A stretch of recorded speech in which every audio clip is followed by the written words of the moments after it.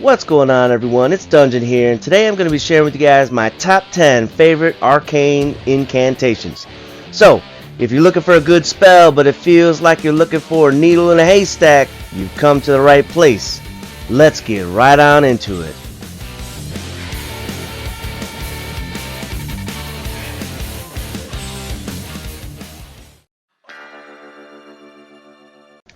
So first thing off the bat I gotta mention is that this list is in no particular order, so number 10 is probably just as good as number 1. Some of the items on this list might have some particular niche applications, but other than that, that's basically the caveat. Now, for number 10 is, as you can see, is a swarm of flies. This thing does physical damage, and it actually, every tick, it does bleed damage too. And while it doesn't say on the wiki, I did some testing.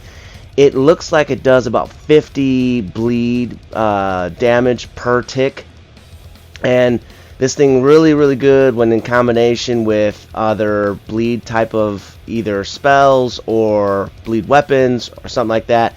When you're combining these type of things with this spell, it is very good because the spell has super good tracking and it moves really slow. So the combination of those two things makes it a really good spell to use in tandem with other type of attacks.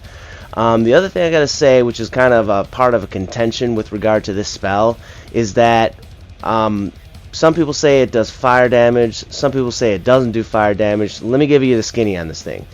It doesn't do fire damage, technically speaking. Alright, so you try to buff this spell's damage with, like, you know, fire buffs, whether it be from Physic Flask or from, I think, the Scorpion Medallion or what Talisman or whatever. It's not going to actually increase the damage. However, that being said, it looks like it does like a point of damage or something like that, because it'll still act as if it does fire damage to creatures that have reactions to fire damage. So like, you know, the finger creepers and stuff like that, they'll actually still burn. So that's kind of an interesting thing about this spell. But just keep that in mind. It actually does physical damage, but it does have some fire properties. Alright, move on to the next one.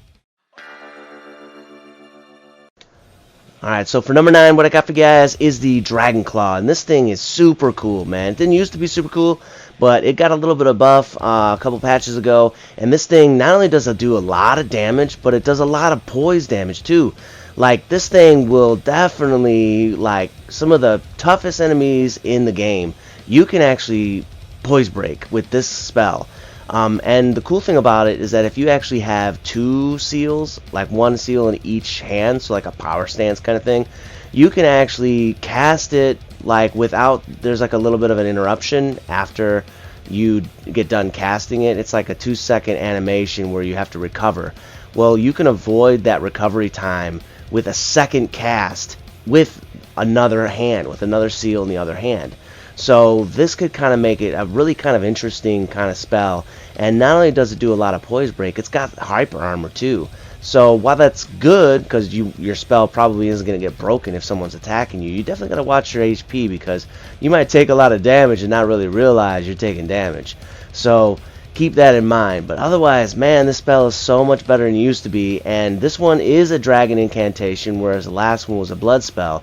So keep that in mind as far as any kind of buffs, like using the Dragon Communion Seal or something like that.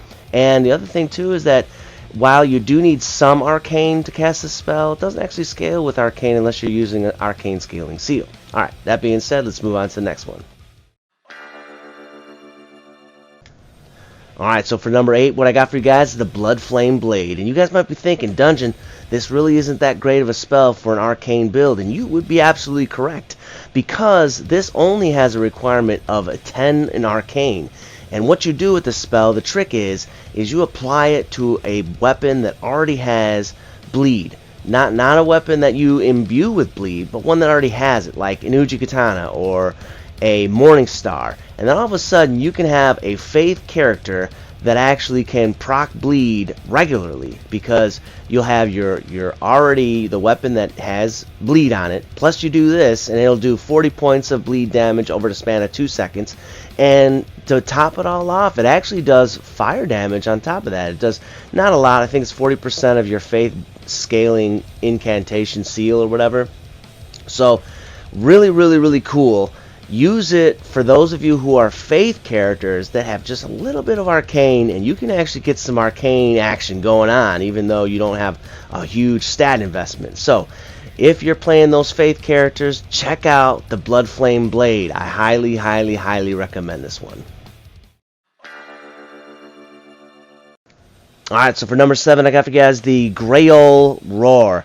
And this thing is a very interesting spell. Right off the bat, I gotta give you the caveat, it's 2 slots. So it's gonna be a little bit more requirement in order for you to actually memorize this thing. However, that being said, it does lots of damage, it causes knockback, it has an AoE, and the cool thing about this, probably the most coolest thing about this thing, is that it actually will decrease the enemy's attack by about 20% and increase the damage you deal to the enemy for about 10% for about 60 seconds. So this thing is, there's not many abilities out there that do something like this. The main one that I can think of is the Shriek of Milos from the particular greatsword, Milo's greatsword. And this thing is one of those that actually does that. So it has a lasting 60-second effect that will debuff and buff all of your allies. So this is a very interesting incantation, dragon incantation for you guys. And if you haven't checked this one out, I would definitely try it out. You might like it, especially if you're doing stuff like PvE with co-op and stuff like that, or if you're summoning people in and stuff, or even summoning NPCs. Could be very advantageous for your builds. Alright, so check this one out, don't sleep on it. Alright, so for what I got for you guys, number 6 is the Poison Mist spell. And you guys might be thinking, I don't know if I like this spell. Well, let me tell you some of its cool attributes. Number 1, you can sneak and cast a spell while you're sneaking, and then the enemies won't actually awaken to your presence. So you can infect the poison on a whole group of enemies. They won't know you're there. They'll just start taking damage. They'll be like, why am I taking damage? Just walk away. Go somewhere safe. Let the poison take its course. Come back in a few moments after you're done checking your phone or whatever, and then they'll be ripe for the killing. All the enemies will be nice and buttered up. And the coolest thing about this is that it got buffed recently. It does about 20 poison damage per tick, and you only need a 12 faith. So this is something that's actually usable by pretty much almost any build. I mean, if you're willing to put a few points in the faith, you can use it, and it can help you in PvE in multiple situations. You just have to have the right setup. Alright, so don't forget about Poison Mist. It can definitely help you out in some of those difficult areas of the game. Poison Mist, check it out. Alright, so for number 5, you knew it was going to be on here, Rot Breath. It used to be really good, now it's just pretty good, okay? It used to do, I think it was 110 damage per tick, now it's only 65. And you can kind of get a pretty good dot nowadays with Deadly Poison being more pervasive. However, that doesn't take away completely from the spell, alright? It's got a nice AoE to it, and it does Rot, which is a very good dot, okay? Damage over time.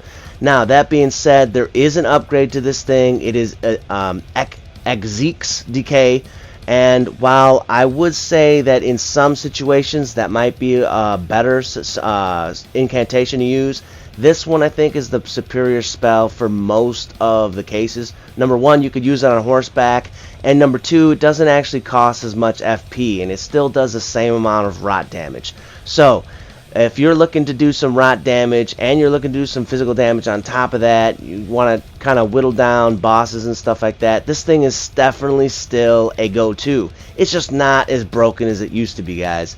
So don't forget about this one. Don't sleep on it. Use it. Just use it when it works. Alright, guys?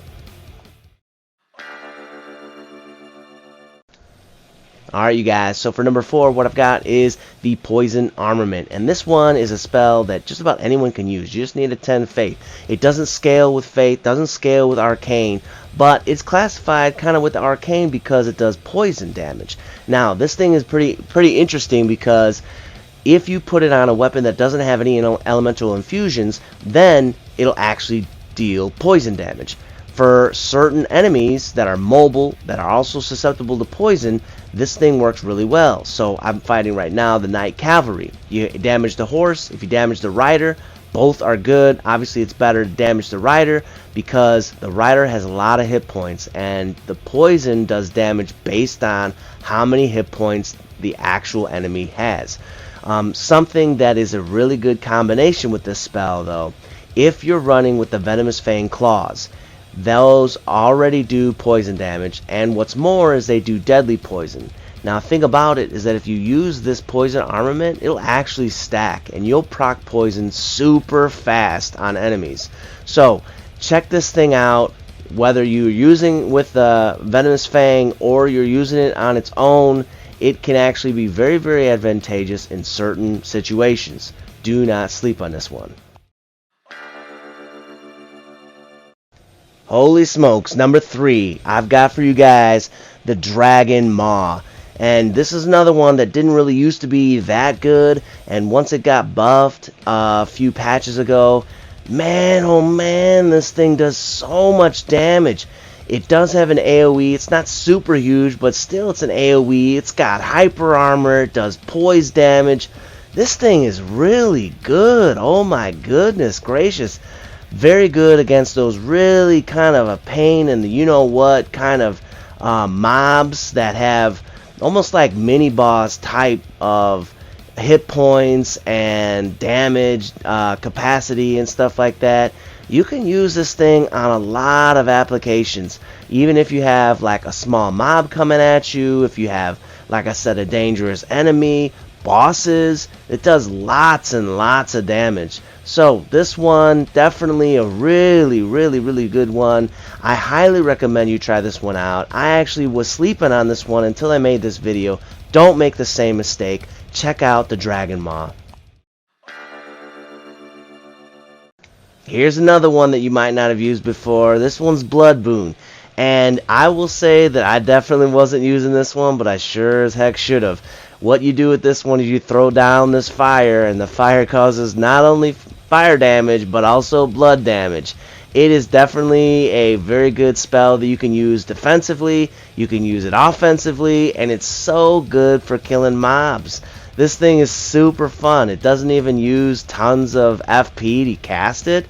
I will say it's a little bit difficult to get. You have to defeat the Lord of Blood, but all that aside, it really is a fun spell to use. I have to admit, this thing is so cool. I definitely would have been making my way through dungeons and levels and stuff like that. This thing is just really, really good. And I bet you if you pair it with something that will actually help you to regenerate your FP, you can just straight up use this thing over and over and over again. Whether you're using, you know, a talisman or the sacrificial axe or something like this, this thing is so good. You definitely should try this one out, guys. So for number 1, I've got Dragonice.